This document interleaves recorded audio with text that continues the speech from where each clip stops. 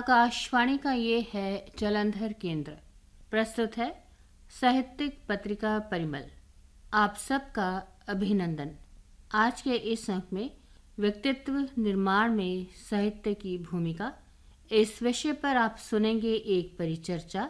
प्रतिभागी हैं डॉक्टर अनिल पांडे एवं डॉक्टर अशोक कुमार आस। नमस्कार दोस्तों, आज के इस कार्यक्रम में हम आपके साथ व्यक्तित्व निर्माण में साहित्य की भूमिका विषय पर चर्चा करेंगे। हमारे साथ वार्ता करने के लिए मौजूद हैं हिंदी विभाग, पंजाब विश्वविद्यालय चंडीगढ़ के विभागाध्यक्ष डॉक्टर अशोक कुमार जी। सर, आपका हार्दिक स्वागत एवं अभिनंदन है। मैं अनिल पांडे आज के इस परिचर्चा में पाठकों, साहित्य प्रेमियों और उन विशेष लोगों के कुछ प्रश्नों के साथ उपस्थित हूँ जो यह जानना चाहते हैं कि व्यक्तित्व के निर्माण में साहित्य की क्या भूमिका हो सकती है। तो सर, सबसे पहला प्रश्न ये बनता है कि साहित्य क्या वाकई किसी के व्यक्तित्व निर्माण में सहायक होता है? जी, सबसे पहले तो मैं डॉक्टर अनिल जी आपका धन्यवाद करता हूँ कि आपने बड़े महत्वपूर्ण विषय को लेकर आज इस परिचर्चा का जो प्रारंभ किया है और मुझे मौका दिया है। मैं सबसे पहले आपका और आपकी टीम का धन्यवाद करता हूं। चूँकि वर्तमान समय जिस परिदृश्य को लेकर चल रहा है उसमें साहित्य की भूमिका बहुत महत्वपूर्ण हो जाती है, क्योंकि जितना विकास हुआ और उस विकास के साथ मूल्यों का विघटन भी हुआ है, और उन मूल्यों को विघटन को बचाने के लिए आज के व्यक्ति के पास, आज का जो जनमानस है उसके पास सबसे बड़ी जो भूमिका है वो साहित्य की होती है। क्योंकि साहित्य, जैसा कि हम जानते हैं कि साहित्य सबका हित करता है जी। जो सबका हित करेगा तो उससे कहीं ना कहीं व्यक्ति का भी हित होगा जी। तो व्यक्तित्व निर्माण में साहित्य की क्या भूमिका हो सकती है, उसको लेके हम जो आज बात कर रहे हैं कि साहित्य कि व्यक्तित्व को प्रभावित कैसे करता है। सबसे पहले तो ये सोचना पड़ेगा हमें कि जब हम किसी चीज को पढ़ते हैं, अब साहित्य है क्या, जब साहित्य निर्माण की जब बात आएगी तो दो प्रश्न और इसके बीच में से निकलते हैं कि साहित्य है क्या, जो हमें परोसा जा रहा है क्या वो साहित्य है, या 20 साल 50 साल पहले या उन युगों की बात करें जहां रामायण, महाभारत जैसे ग्रंथ, गीता जैसे ग्रंथ, बाइबल, कुरान जैसी महाकाव्य हमारे बीच में आए, उनकी बात करें। और वर्तमान की 21वीं सदी की अगर हम साहित्य की बात करें तो उनमें थोड़ा सा मूलतः मुझे अंतर लगता है कि वो साहित्य कहीं ना कहीं जमीन से जुड़ा हुआ साहित्य था, समाज के भीतर से निकला हुआ साहित्य था। प्रेमचंद तक आते आते भी कई बार लगता है कि साहित्य बचा हुआ था। एक बात जो यहाँ एक प्रश्न बनता है वो ये कि महाभारत के बहुत सारे पात्र, उनको लेकर के बहुत सारी रचनाएं रची गई, क्या उन पात्रों के कुछ ऐसे बिंदु बताएंगे जो आज की जन मानसिकता को प्रभावित करता हो, आज के व्यक्तित्व निर्माण में सहायक होता हो? क्योंकि आपने लगातार महाभारत के पात्रों के साथ मानसिक संघर्ष किया है। जी नहीं, बिल्कुल बिल्कुल। आप जो महाभारत की बात कर रहे हैं कि महाभारत के पात्र जो है वर्तमान में आपको चारों तरफ महाभारत के पात्र दिख जाएंगे, चाहे आप वो राजनीति परिवेश ले लें, चाहे वो सामाजिक परिवेश ले लें, चाहे वो समाज का किसी भी हिस्से की बात करें वो ले लें आप। आपके बीच में आज की अगर हम राजनीति की बात करें, आज की पूरी राजनीति आप देखिए किस प्रकार से कृष्ण की जो कूटनीति थी आप उसके आसपास घूम रही है। अगर हम बात करें दुर्योधन की बात करें, अगर हम धृतराष्ट्र की बात करें, तो आप देखिए आज की राजनीति कहीं ना कहीं उन्हीं बिंदुओं को लेके, उन्हीं पात्रों को लेके चल रही है। लेकिन समाज का कुछ हिस्सा ऐसा भी है, अगर हम परिवारों की बात करें, इस प्रकार के जो युगों में जो साहित्य हुआ है उनका दो प्रभाव पड़ेगा। नेगेटिव पॉजिटिव दोनों चीजें चलती है। समाज में कहीं टूटन भी है, लेकिन उस समाज की टूटन को बचाने के लिए साहित्य अपनी भूमिका अदा भी करता है। लेकिन मात्र पढ़ने से नहीं होगा, या घर में एक पुस्तक रख ली आपने गीता और उस पर धूपबत्ती कर ली, बात उससे नहीं बनेगी। हमने उस साहित्य की गहराई में जाना पड़ेगा, उसको पढ़ना पड़ेगा। और जब आप गहराई में कूदेंगे तो कहीं ना कहीं जो आप व्यक्तित्व निर्माण की जो बात कर रहे हैं कि व्यक्ति में निखार आएगा उस चीज से। बिल्कुल। लेकिन निखार तब आएगा जब उसकी गहराई से जुड़ेगा वो। एक बात जो अक्सर सुनने को मिलती है और बहुत से लोग जानना भी चाहते हैं कि आपका अध्ययन भी संत साहित्य पे काफी रहा, तो संत साहित्य वर्तमान समय में किस तरीके से हस्तक्षेप कर रहा है, विशेष करके जब हम कबीर की बात करें, जब हम रैदास की बात करें, क्या वे युवा जनमानस को प्रभावित कर पा रहे हैं? क्या उनकी शिक्षाएं, उनकी धारणाएं हमारे लिए उपयोगी सिद्ध हो पा रही हैं?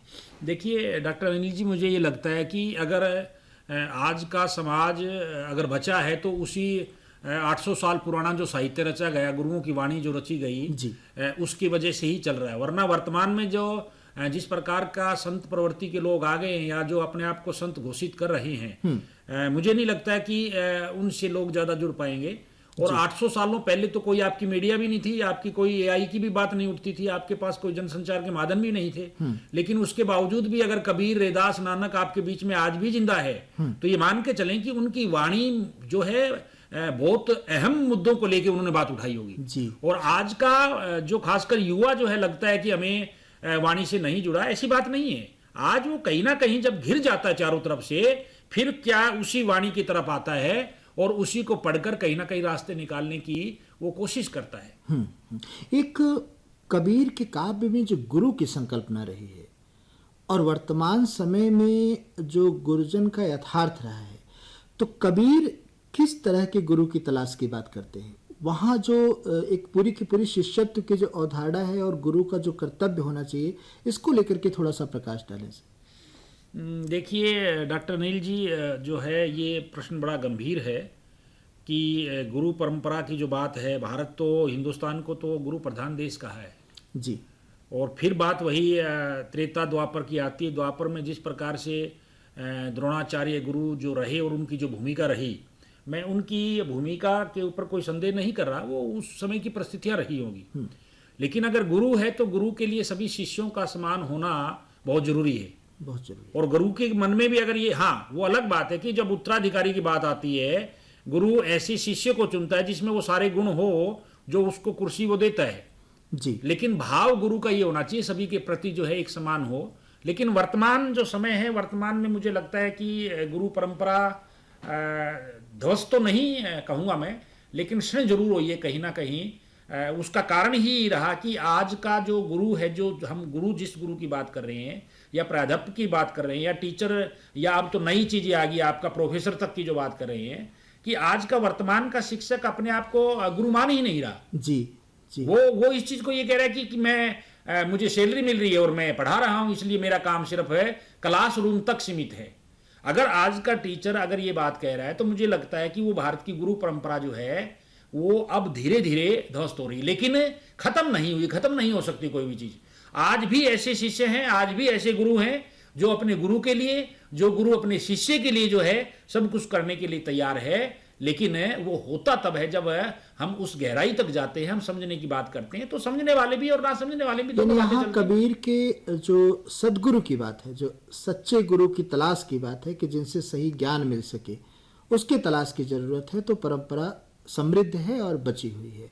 एक बात जो साहित्य जिस तरीके से व्यक्तित्व का निर्माण करता है, उस पर कई बार हम विचार करते करते कविता के पास पहुंचते हैं, कहानी के पास पहुंचते हैं, उपन्यास के पास पहुंचते हैं।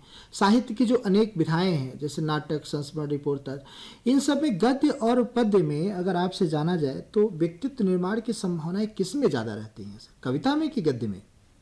देखिए साहित्य साहित्य है। साहित्य में भी हमने गद्य और पद्य जब बना दिया तो वहाँ हमने सीमाएं, दीवारें खड़ी कर दी।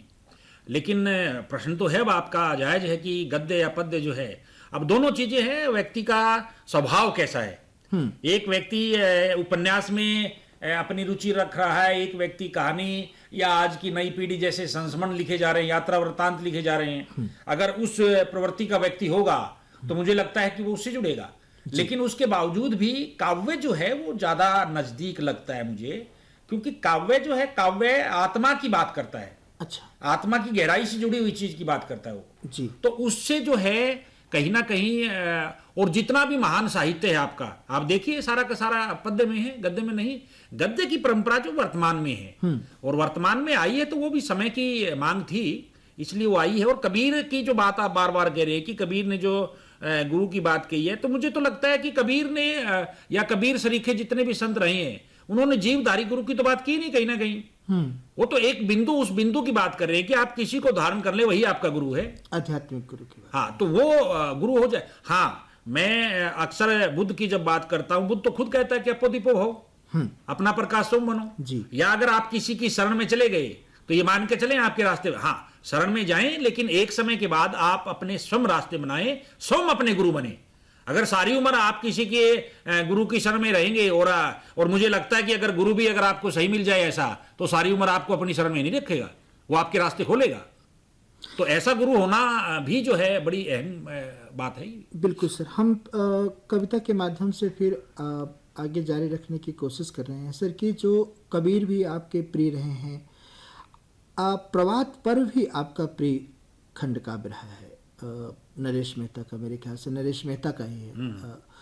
तो प्रभात पर्व को पढ़ते हुए कई बार आप आंदोलित हुए होंगे, कई बार आपके मन में विचार उमड़े होंगे। क्या ऐसी दशाएं रहीं आपकी चिंताओं में जो प्रभात पर्व से मेल खाती रहीं?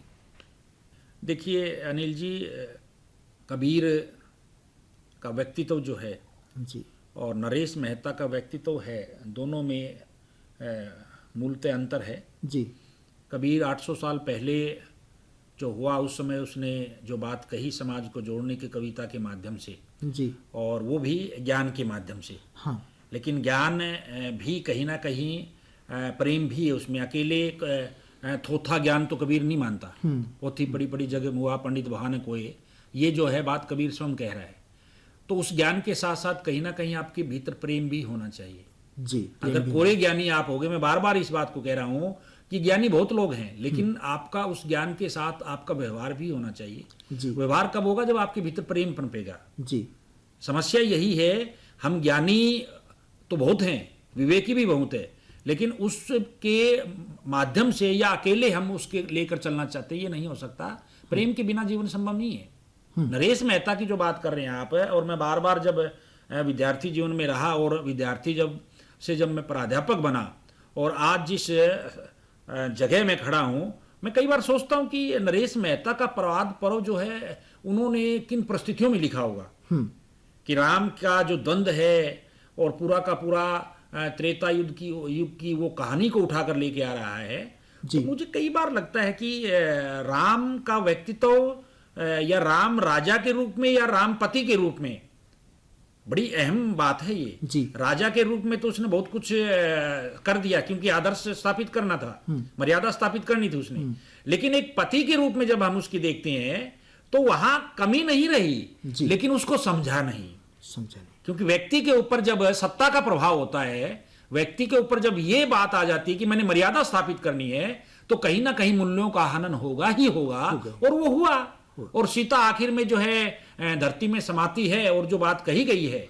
तो मुझे लगता है कि बहुत गंभीर मुद्दे उठाए गए हैं उसमें। और स्वतंत्रता की अभिव्यक्ति जो है, अभिव्यक्ति की स्वतंत्रता जो है, आपको मुझे बार बार ये चीज उठती है कि वो जो समय रहा होगा, अगर एक धोबी एक राजा से सीधा ये प्रश्न पूछ रहा है तो बहुत महत्वपूर्ण बात है। महत्वपूर्ण बात। असली एक तरफ तो हम जो आडंबरों की बात कर रहे हैं या परंपराओं की बात कर रहे हैं कि हमें अधिकार नहीं दिए गए बोलने के, लेकिन वहां अगर एक धोबी, साधारण धोबी अगर वो बात कर रहा है तो दिमाग में कहीं ना कहीं बात चलती है, अधिकार तो थे, लेकिन अधिकार के साथ साथ बोलने की हिम्मत किसमें है, ये महत्वपूर्ण है। तो ये महत्वपूर्ण है। और वहां राम का जो व्यक्तित्व है, राम जब कहता है कि भरी सभा में, और उसको कहा गया जब कि आप अगर कहें तो हम इस धोबी को जो है यहां से आर पार लगा दें, लेकिन राम कहता है कि नहीं, इतिहास पुरुष बनने के लिए, पुराने पुरुष बनने के लिए हमें हर व्यक्ति की, समाज के उस अंतिम पंक्ति में बैठे व्यक्ति की भी बात सुननी पड़ेगी, तब जाके कहीं मर्यादा, आदर स्थापित होगा। राम ने किया वो। ये विचारों का लोकतंत्र, ये विचारों का लोकतंत्र है। और जो विचारों का लोकतंत्र ही जो है असली, क्योंकि ये लोकतंत्र है ही विचारों से चलता है। लेकिन वर्तमान लोकतंत्र जो चल रहा है आप देख रहे हैं, इसलिए साहित्य एक चीज जानना चाहते थे सर कि कविताएं निसंदेह की ईमानदार रही हैं, तो कवि भी ईमानदार रहा होगा। जो एक समस्या आ रही वो ये कि अच्छी रचनाएं जन तक पहुंच नहीं पा रही हैं।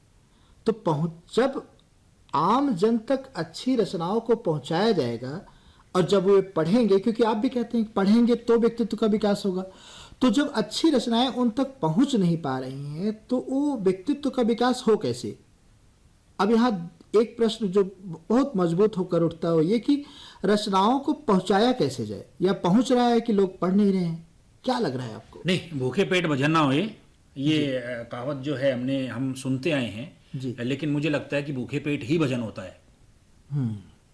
अगर जिसका पेट भर गया ना तो भजन नहीं क्यों करेगा। सही बात है। लेकिन जो बात आप जो मुद्दा उठा रहे हैं कि आम जन के पास वो रचनाएं पहुंच रही है या नहीं पहुंच रही है, तो इसमें पहला प्रश्न ही यही उठता है, क्या आम जन को साहित्य को पढ़ने के लिए समय है?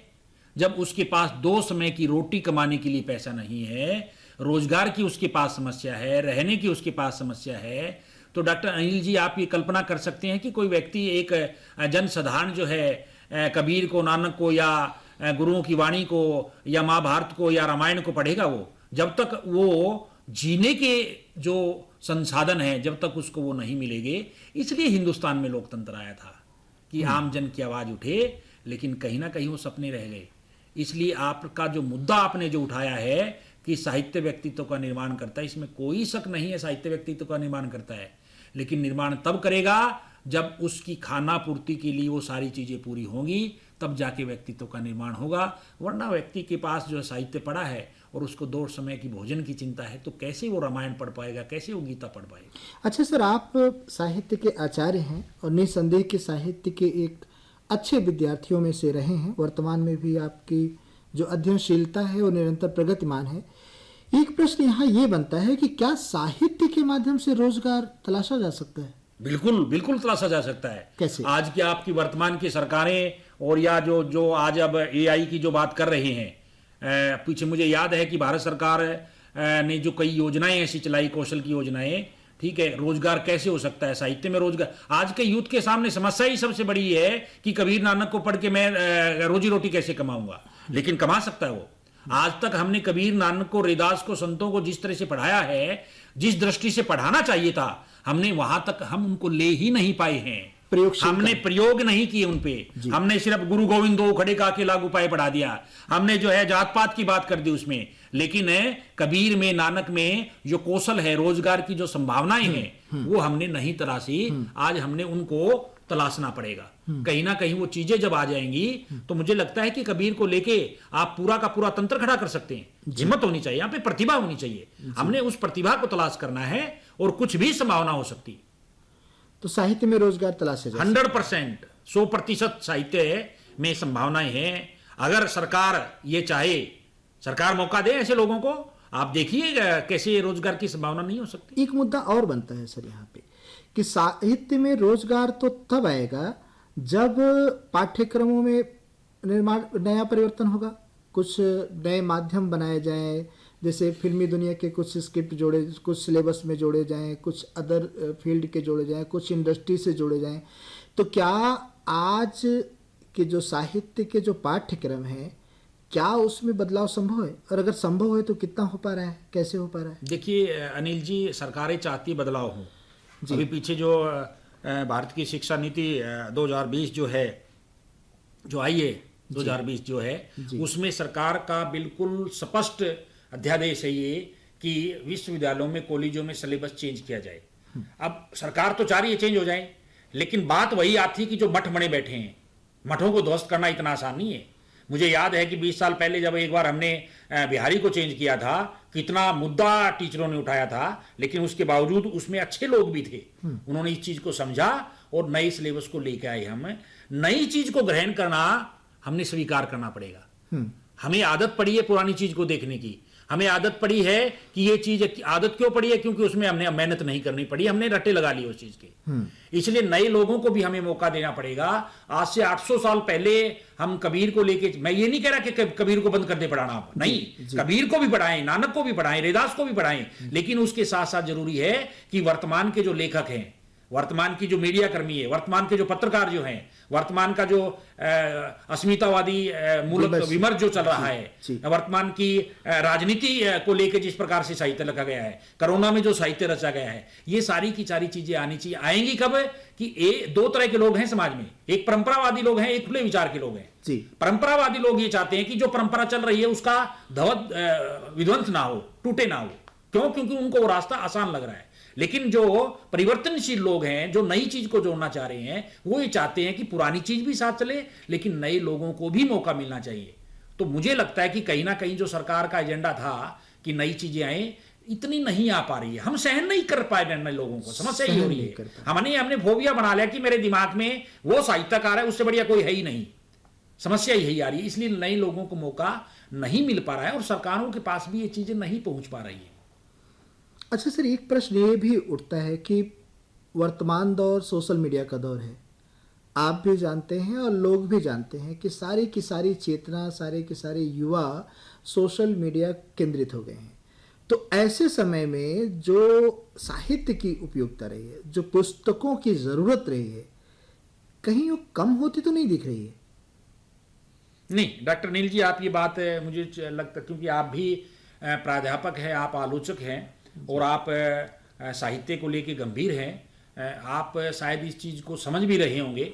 लेकिन जो मुद्दा आप उठा रहे हैं वो बिल्कुल सही कह रहे हैं कि सोशल मीडिया के माध्यम से जो आज का यूथ जो है वो ये चाह रहा है कि सब कुछ मुझे उस छोटी सी जो चिड़िया जो मोबाइल है इसमें मिल जाए, लेकिन सब कुछ उसमें नहीं मिल सकता जी। आपको पुस्तकों के पास जाना ही पड़ेगा।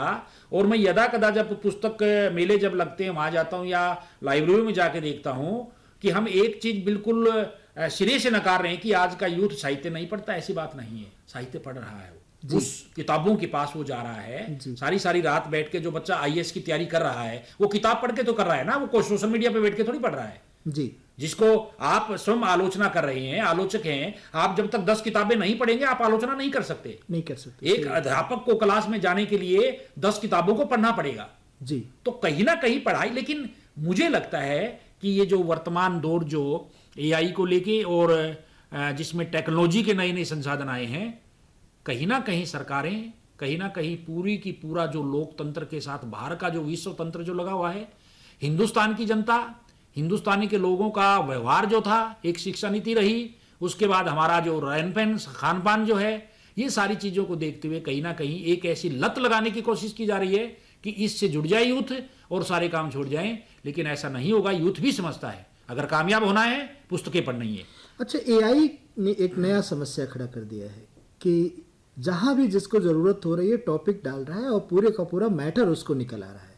पिछले दिनों कुछ शिक्षण संस्थाएं भी यूजीसी ने उनके शोध पत्र निरस्त किए, बैन हुए, और रचनाकारों में हम देख रहे हैं कितने कविता भी लिख दे रहा है। वो बारिश के मौसम में डालो तो बारिश का लिख देगा, प्रेम का डालो तो प्रेम का लिख देगा, कहानियां लिख दे रहा है, इवन वार सब कुछ लिख दे रहा है। तो इससे बचा कैसे जाए?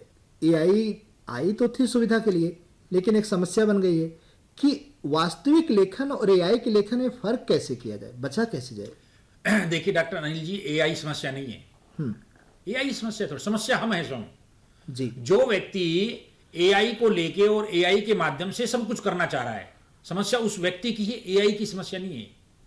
सरकार ने जो सुविधा दी है उसका सबसे बड़ा फायदा यह है कि आप तुरंत, अगर आपके दिमाग में कोई चीज नहीं आ रही, विचार नहीं आ रहे हैं, आप वहां से हेल्प ले सकते हैं, सहायता ले सकते हैं।